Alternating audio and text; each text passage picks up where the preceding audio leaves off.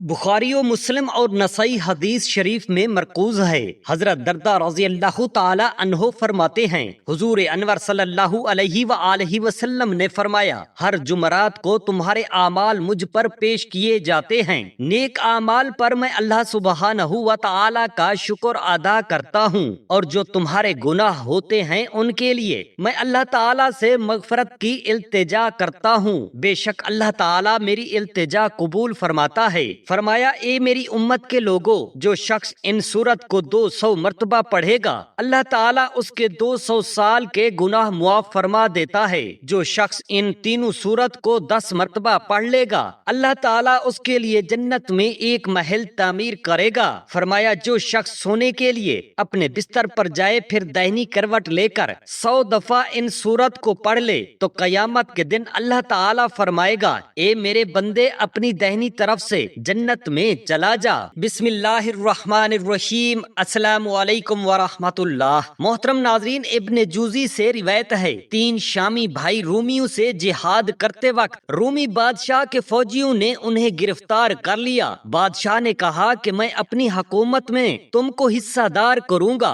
और अपनी लड़कियां तुम्हारे निकाह में दे दूंगा, लेकिन शर्त ये है कि तुम ईसाई बन जाओ। मगर उन तीनों ने साफ साफ इनकार कर दिया। फिर बादशाह ने 3 देगे तेल की 3 रोज तक आग पर चढ़ाए रखी और उन तीनों भाइयों को डराने के लिए रोजाना तपती हुई देगे दिखलाता और इन तीनों भाइयों से कहता, तुम अपना दीन छोड़कर हमारे दीन में दाखिल हो जाओ, तुम्हारी बख्शिश हो जाएगी। लेकिन वो तीनों भाई अपनी बात पर डटे रहे। एक दिन सबसे बड़े भाई को उस कड़ते तेल में डाल दिया गया। फिर बादशाह ने उन दोनों भाइयों से कहा कि मैं अपनी लड़की का रिश्ता तुम्हें देता हूँ और बादशाहत में भी हिस्सा देता हूँ। तुम अपना दीन छोड़कर हमारे ईसाइयों के दीन पर दाखिल हो जाओ, तुम्हारी बख्शिश हो जाएगी। लेकिन वो दोनों भाई अपनी बात पर डटे रहे। दूसरे दिन बड़े भाई को बादशाह ने कढ़ती हुई देग में डाल दिया। अब तीसरे भाई की बारी थी। बादशाह ने उसको भी वरगलाने की पूरी कोशिश की, मगर वो हर तरह साबित कदम रहा। एक रूमी सरदार खड़ा हुआ और कहा, ए मेरे बादशाह, मैं इसको इसके दीन से तौबा करा सकता हूँ। ये अरब वाले औरतों को बहुत पसंद करते हैं। मैं अपनी बेटी के सुपुर्द इसको कर दूंगा, वो खुद इसको बहका लेगी। चुनाचे बादशाह ने उस एक भाई को सरदार के हवाले कर दिया। सरदार ने सब मामला बेटी को बताकर इस मुजाहिद को बेटी के सुपुर्द कर दिया। कई दिन बाद बाप ने बेटी से पूछा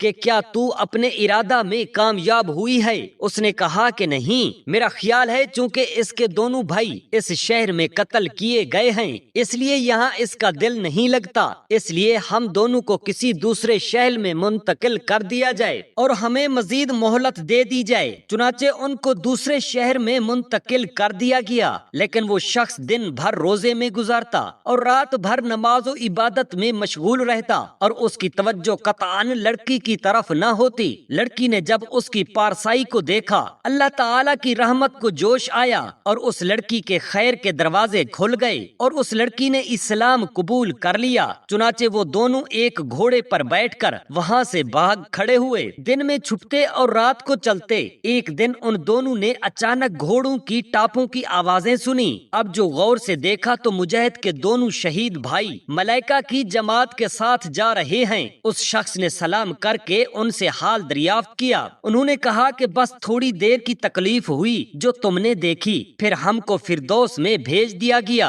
और अब हमें इसलिए भेजा गया है कि तुम्हारी शादी इस लड़की से कर दी जाए। चुनाचे वो लोग शादी करके चले गए और ये नौजवान शाम अपने वतन वापस पहुंच गया। इब्ने असाकर से रिवायत है, वो कहते हैं, मैं और मेरे 8 साथियों को बनी उमैया के जमाने में रूमियों ने कैद कर लिया। बादशाह रूम ने मेरे 8 साथियों के सर कलम कर दिए। फिर मुझे कत्ल किए जाने के लिए पेश किया गया तो एक रूमी सरदार उठा और उसने बादशाह के पांव चूम कर मुझे आजाद करा दिया और मुझे अपने घर भी ले आया। वहाँ जाकर उसने मुझे अपनी हसीना जमीला लड़की दिखाई और अपना बेहतरीन मकान भी दिखाया और कहा कि तुम जानते हो कि बादशाह के हाँ मेरी क्या कदर है। अगर तुम मेरे दीन में दाखिल हो जाओ तो मैं अपनी लड़की की शादी तुम्हारे साथ कर दूंगा और ये सब नेमतें तुम्हें दे दूंगा। मैंने कहा, मैं अपना दीन और बीवी इस दुनिया के वास्ते नहीं छोड़ सकता। वो शख्स कई रोज روز تک مجھے اپنا دین پیش کرتا رہا۔ ایک رات اس کی بیٹی نے مجھے تنہائی میں اپنے باغ کے اندر بلایا اور پوچھا کیا وجہ ہے، تم میرے باپ کی باتوں کو نہیں مانتے؟ میں نے وہی جواب دیا کہ ایک عورت کی خاطر میں اپنا دین نہیں چھوڑ سکتا۔ تو اس نے پوچھا اب تم کیا چاہتے ہو؟ کیا تم ہمارے پاس ٹھہرنا چاہتے ہو یا اپنے وطن جانا چاہتے ہو؟ میں نے کہا میں اپنے وطن جانا چاہتا ہوں۔ تو اس نے مجھے آسمان کا ایک ستارہ دکھا کر کہا کہ تم اس ستارے کو دیکھ کر رات کو چلتے رہو اور دن کو چھپتے رہو، اپنے ملک پہنچ جاؤ گے۔ پھر اس نے مجھے کچھ زاد راہ دیا اور میں چل دیا۔ میں 3 راتیں حسب ہدایت چلتا رہا۔ چوتھے روز میں چھپا بیٹھا تھا کہ گھوڑوں کے آنے کی آوازیں معلوم ہوئیں۔ بس میں نے سمجھ لیا کہ اب تو پکڑا گیا۔ اب جو غور سے دیکھا تو میرے شہید ساتھی اور ان کے ہمراہ سفید گھوڑوں پر کچھ اور لوگ بھی تھے۔ انہوں نے آ کر کہا کیا تم عمیر ہو؟ میں نے کہا ہاں میں ہی عمیر ہوں۔ تم بتاؤ کہ تم تو قتل ہو چکے تھے۔ انہوں نے کہا کہ بے شک ہم قتل ہو چکے تھے، لیکن اللہ تعالیٰ نے شہداء کو اٹھایا اور ان کو حکم دیا کہ وہ عمر بن عبد العزیز کے جنازے میں شرکت کریں۔ ان میں سے ایک شخص نے کہا کہ اے عمیر ذرا اپنا ہاتھ مجھے پکڑاؤ۔ میں نے اپنا ہاتھ اس کے ہاتھ میں دیا اور اس نے مجھے اپنے پیچھے بٹھا لیا۔ تھوڑی دیر چل کر اس نے مجھے پھینک دیا۔ مجھے کسی قسم کی چوٹ نہ آئی۔ اب جو دیکھا تو میں اپنے گھر کے قریب پہنچ گیا تھا۔ حضرت مالک بن دینار کا بیان ہے کہ 1 سال بصرہ میں بالکل بارش نہیں ہوئی تھی اور شدید قحط پڑ گیا تھا۔ کئی بار لوگوں نے نماز استسقاء بھی پڑھ چکے، لیکن دعا کی مقبولیت کا کوئی اثر ظاہر نہیں ہوا تھا۔ یہاں تک تمام لوگ اپنے اپنے گھر چلے گئے، صرف میں اور ثابت بنانی عیدگاہ میں رہ گئے اور رات کا اندھیرا ہو گیا۔ اتنے میں ایک غلام حبشی اون کا جبہ پہنے ہوئے عیدگاہ میں داخل ہوا اور 2 رکعت نماز پڑھ کر اس نے اس طرح دعا مانگی کہ یا اللہ تو کب تک اپنے بندوں کو اپنے در سے نامراد واپس کرتا رہے گا؟ کیا تیرے خزانوں میں کچھ کمی آ گئی ہے؟ یا اللہ میں تجھ کو تیرے محبوب احمد مجتبی صلی اللہ علیہ وآلہ وسلم کی قسم دیتا ہوں کہ تو ابھی ابھی فوراً بارش بھیج دے۔ حضرت مالک بن دینار فرماتے ہیں کہ اس کے منہ سے یہ الفاظ نکلتے ہی ایسی موسلا دھار بارش ہو گئی کہ گویا آسمان نے اپنے مشکوں کے منہ کھول دیے۔ میں فوراً ہی اس غلام کے پاس پہنچا۔ مالک بن دینار کہتے ہیں کہ میں نے اس کے کلمات و کرامات سے متاثر ہو کر اس کے مالک سے اس کو 20 درہم میں خرید لیا اور اپنے گھر لایا۔ جب میں نے اس کا نام دریافت کیا تو اس نے بتایا کہ میرا نام میمون ہے۔ پھر وہ غلام مجھ سے کہنے لگا کہ اے میرے مولا آپ نے کس لیے مجھے خریدا ہے؟ میں تو کسی مخلوق کی خدمت کے لائق نہیں۔ میں نے کہا کہ اے میرے آقا میں نے آپ کو اس لیے نہیں خریدا ہے کہ آپ میری خدمت کر سکیں، بلکہ میں نے تو آپ کو اس لیے خریدا ہے کہ میں آپ کی خدمت کر سکوں۔ اس نے کہا کہ یہ کس لیے؟ میں نے کہا کہ کیا آپ سے کل میری عیدگاہ میں ملاقات نہیں ہوئی تھی؟ غلام نے چونک کر کہا کہ کیا آپ نے مجھے نماز پڑھتے اور دعا مانگتے ہوئے دیکھ لیا ہے؟ میں نے کہا کہ جی ہاں، میں نے ہی آپ سے کچھ سوال و جواب بھی کیا تھا۔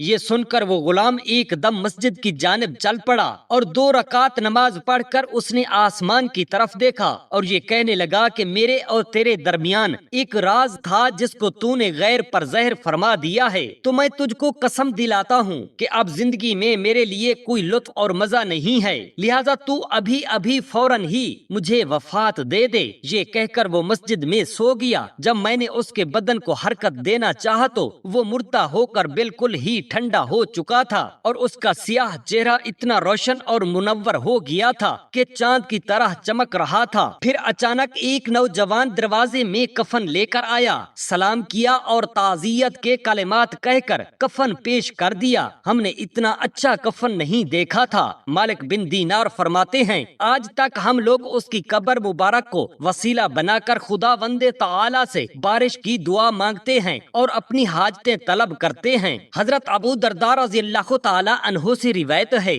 رسول اللہ صلی اللہ علیہ وآلہ وسلم نے فرمایا کہ جمعہ کے دن مجھ پر کثرت سے درود پڑھا کرو، کیونکہ اس دن فرشتے حاضر ہوتے ہیں۔ جو شخص بھی مجھ پر درود پاک پڑھتا ہے اس کی آواز مجھ تک پہنچتی ہے، خواہ وہ کہیں بھی ہو۔ ہم نے عرض کیا آپ صلی اللہ علیہ وآلہ وسلم کی وفات کے بعد بھی؟ آپ صلی اللہ علیہ وآلہ وسلم نے فرمایا میری وفات کے بعد بھی بے شک اللہ تعالیٰ نے انبیاء کرام کے اجسام کو کھانا زمین پر حرام کر دیا۔ رسول اللہ صلی اللہ علیہ وآلہ وسلم نے فرمایا میری زندگی بھی تمہارے لیے خیر ہے، کیونکہ مجھ پر آسمان سے وحی اترتی ہے اور میں تم کو حلال اور حرام کی خبر دیتا ہوں۔ میری وفات بھی تمہارے لیے خیر ہے، کیونکہ ہر جمعرات کو تمہارے اعمال مجھ پر پیش کیے جاتے ہیں۔ تمہارے نیک اعمال پر میں اللہ تعالیٰ کا شکر ادا کرتا ہوں، اور جو تمہارے گناہ ہوتے ہیں ان کے لیے میں اللہ تعالیٰ سے مغفرت کی التجا کرتا ہوں۔ بے شک اللہ تعالیٰ میری التجا قبول فرماتا ہے۔ حضرت جابر رضی اللہ تعالیٰ عنہ سے روایت ہے، فرماتے ہیں میرے والد فوت ہو گئے اور ان پر قرض تھا۔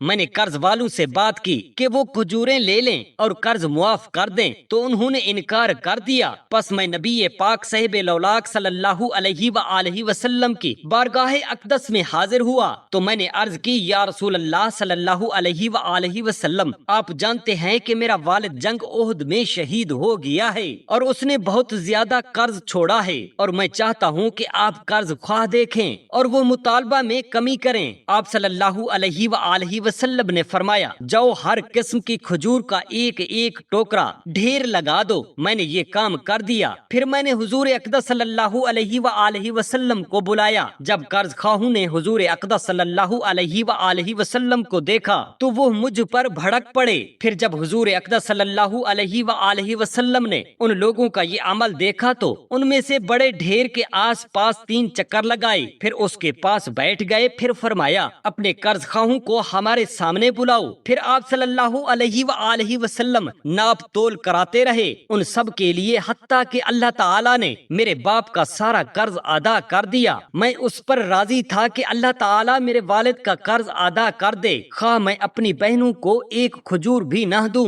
مگر اللہ تعالیٰ نے سارے ڈھیر سلامت رکھے، اور میں اس ڈھیر کو دیکھتا تھا جس پر نبی مکرم صلی اللہ علیہ وآلہ وسلم تھے، گویا اس میں سے ایک کھجور بھی کم نہ ہوئی تھی۔ مسند احمد میں ہے حضرت سیدنا عبداللہ بن حبیب رضی اللہ تعالی عنہ فرماتے ہیں کہ ہم پیاسے تھے، رات اندھیری تھی، نبی کریم صلی اللہ علیہ وآلہ وسلم کا انتظار تھا کہ آپ صلی اللہ علیہ وآلہ وسلم تشریف لائیں اور نماز پڑھائیں۔ آپ صلی اللہ علیہ وآلہ وسلم آئے اور میرا ہاتھ پکڑ کر فرمانے لگے کہ پڑھ۔ میں چپ رہا۔ آپ صلی اللہ علیہ وآلہ وسلم نے پھر فرمایا پڑھ۔ میں نے کہا کیا پڑھوں؟ آپ صلی اللہ علیہ وآلہ وسلم نے فرمایا ہر صبح و شام 3 مرتبہ سورہ قل ہو واللہ احد اور قل اعوذ برب الفلق اور قل اعوذ برب الناس مکمل سورت پڑھ لیا کرو، یہ تیری سب حاجتوں پر کافی ہے۔ نسائی کی ایک اور روایت میں ہے اللہ تعالیٰ کے نبی صلی اللہ علیہ وآلہ وسلم نے فرمایا